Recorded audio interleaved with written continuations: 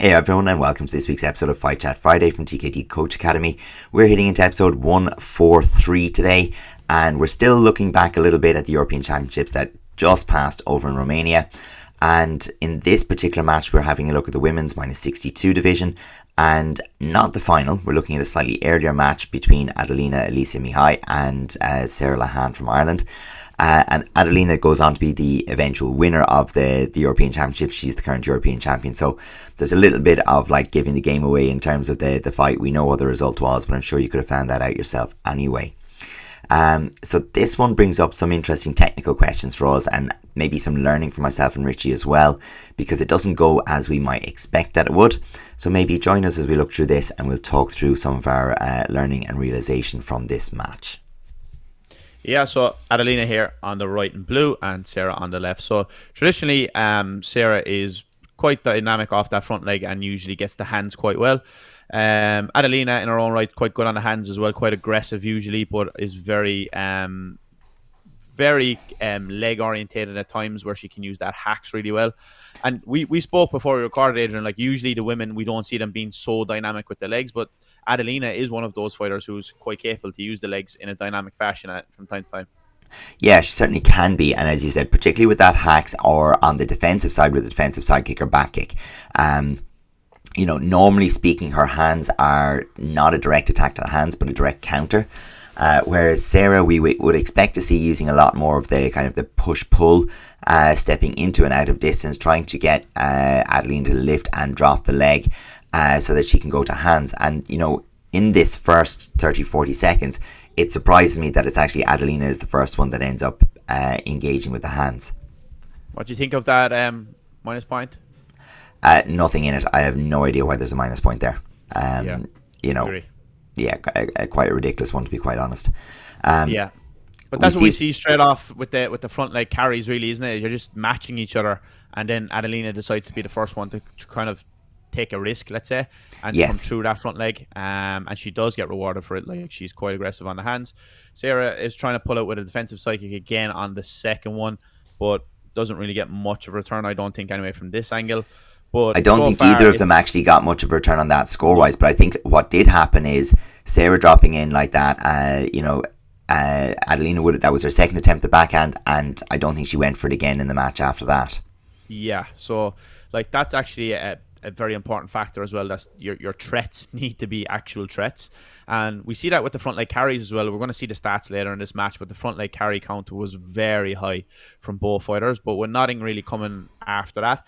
So I think that's a very big takeaway for people here watching as well, that your front leg carry needs to have a real threat, and also potentially has to have a follow-up after it if you want it to be of value.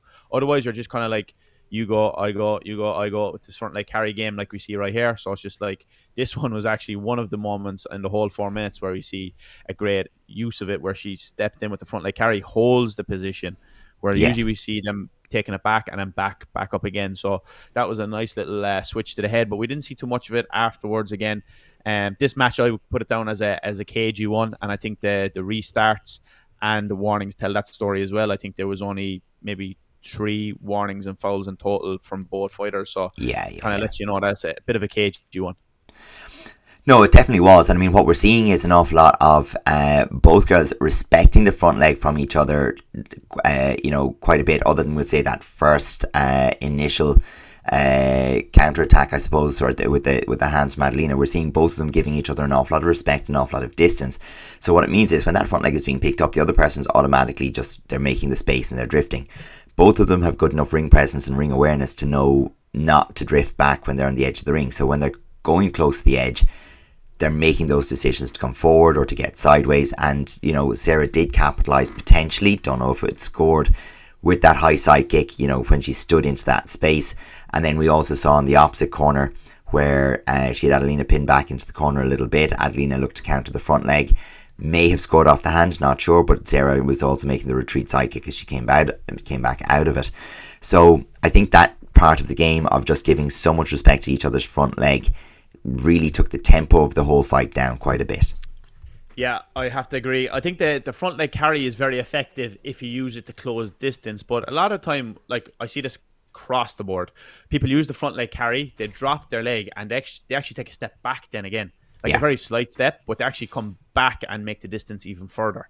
So you should be using that front leg to try close that distance, potentially to get the hands, or potentially to follow up with another one. And we spoke before recording the springboard side kick that we've seen so much now from the likes of Julio, and we see Ziga in the 63 division coming up with the hacks kick from it as well. Yeah. You know, it's that kind of action is what you need off that front leg, not carry, close some distance, wait, then you pull back, gain some distance, and there's just a tit for tat there with no real action.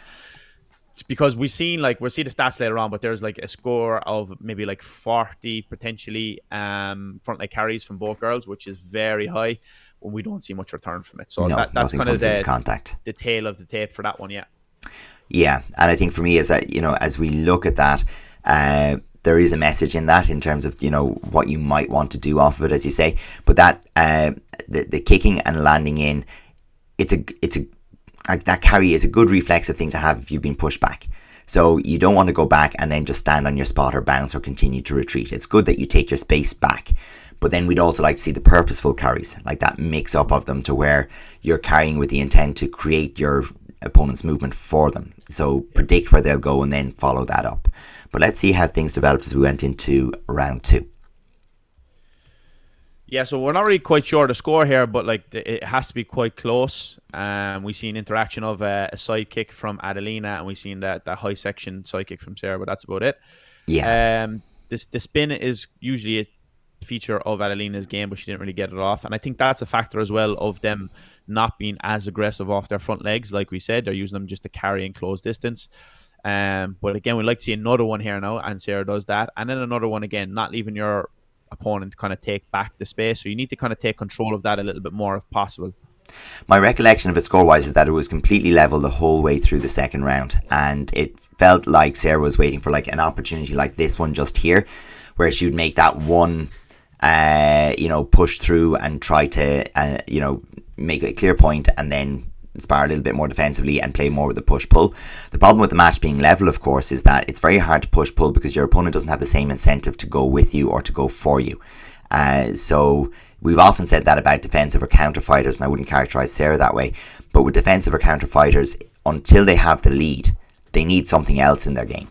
Yeah.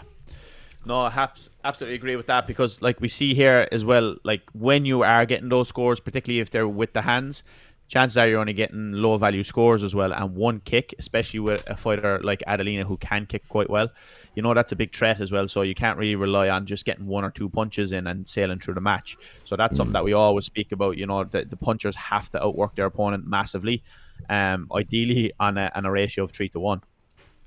Yeah, if you're looking to get that return on the score so that you can always stay ahead of that possibility of, as I said, you make that one mistake and the person with that dynamic front leg just picks off a headshot.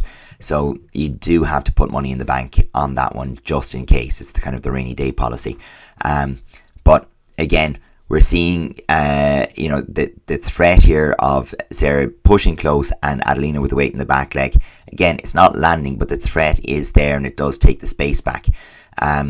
We're starting to see a pattern emerging as well where Sarah is dealing with that high leg lift with the dolio to the body underneath. I think that side kick at the end actually became the defining score. I think this is where Adelina finally takes the lead. Yeah, and I think that's one of the things we've been looking for this whole fight, really, was one of the girls to use the front leg carry to gain some momentum. Yeah. And the one time she does it, Sarah recognizes, okay, I probably need to counter this and get rid of it. And then when she does, she just has her timing and distance a little bit off and ends up running into a side kick. So like that was actually one of the things we've been looking for this whole match, really. She lifts and carries. Now, not really a carry, but she lifts, and then the third and the fourth one is where she gets the return. So I think that's one of the big takeaways for me there. Try to use that more aggressively and a little bit more work rate with it. Eventually puts your opponent into a position where they have to react like Sarah did, and just unfortunately her timing and her distance was a little bit off. Yeah, it was left a little bit late for sure. So let's have a look at those stats that you were talking about and see how it actually shapes up. So first of all, just by the numbers, maybe we go top down, and you've already spoken about those front leg carries, like 21 each, and 2 of Sarah's made it into contact, none from Adelina, but that's 42 front leg carries with a very, very, very minimal direct impact. Yeah, and like I didn't even really count Adelina's just lifts as well, where she just kind of lifts the leg and it doesn't even Yeah. get above shin height. Where she did that multiple times as well, it just keeps the opponent guessing. But yeah, there's a lot of them in there when you, especially when you compare them to the volume of the other techniques and scores. Like there's Mm. not a lot going on apart from a front leg carry. So I think that's a big takeaway for anybody watching this, is that like that is a big feature of our game. Now we've done 3 fights in a row where we've checked the stats and the scores and what's happening in the fights. And this front leg carry is a big number in all 3 fights. So that's something that we need to be aware of going forward and to capitalize. And I think that anybody can do who can do that, like Adelina did actually there at the end, use that to set up some momentum for yourself, whether Yeah. it's with another kick or getting to hands. I think that's going to be a big key for people in the modern day game of ITF sparring. Very interesting that the return on the side kick for both is 5-5, really, because um, where we saw the side kicks emerge or develop was actually defensive. In Sarah's case, there was potentially the one or two defensive side kicks, and then Adelina, you had the very obvious one at the end then. But we, in the fights that we've looked at over the last while, the number of side kicks thrown has been higher, but the return on them has been lower. But we're seeing that direct attack from that bigger distance, where the girls in this match seem to be carrying the leg rather than directly attacking with the leg. So that's where the stat is shifting a little bit as well. And then obviously that stat translates and transpires into the hands as well, because we see very little attempts made in the terms of like getting to multiple punches. I know there were some backhands and things like that from Adelina down the line. There we can see 2 for 2, but the hands, it was the story, I think, because the distance was so far off that the girls didn't have the opportunities to get to it. And I think that suited Adelina down to the ground, knowing her style and knowing Sarah's style. These girls know each other very well, obviously. Sarah is very dominant with the hands, especially in the 62 division. She's very, very strong. So, like, stopping her from getting to that as often as possible, I think, plays into the strategy for Adelina. Yeah, absolutely. So as we look at these graphed, it kind of just makes it very obvious as well what the time was spent doing. You have those 20 plus attempts with the front leg carry. So that's really, and from both sides, it does kind of suggest that over and back kind of match with very, very sporadic and occasional bursts of the other shots. And of course, those are where the scores are coming. So it does beg that question of, like, if you're looking at, strategy over time, fighting a low scoring match like this is very nerve wracking for both the competitor and for the coach. Getting into a more broken play, getting into more mixed play, letting scores develop, is maybe a little bit riskier, if you like, in that you are more likely to be scored against as you go to get scores. But it also kind of creates that possibility over time that you can gain an advantage and press an advantage, because like that, if some of these side kicks, or particularly the front leg carries, are making contact and allowing the person to get to hands, very often you get to hands, you'll finish with the leg. Yeah. And you build up that differential. That's especially the case, I think, if you have that style that you don't really score too often on the longer distance with legs, and your game is kind of like that mid-range to close range, using hands and finding turning kicks on the return off that, let's say. Yeah. Then that's even a bigger factor. So you really need to be able to close that distance and outwork your opponent. Like, based on that last graph we seen, just visually, it looks like the girls kind of mash each other work rate wise. So we can see how that works. As well, another factor, there was one foul for Adelina. And when we see that the work rate was matched and the volume was matched, that's even more of a threat then for it to be a factor that turns the tide on you towards the end. But for Adelina, that wasn't the case. No, absolutely. So I suppose congratulations, Adelina, on making it the whole way and becoming European champion at 62 at home. Next week, again, if you have a different fight, if you know there was an absolute banger of a match that you think we should take a look at, please let us know in the comments of this video, or hit us up on any of our social media. We'd love to cover that for you. Other than that, we may do one or two more of the key fights from the championships before moving on from that, hopefully to there might be a little footage from the European Cup, which is going ahead in the next week. So we'll see what's coming up from Poland.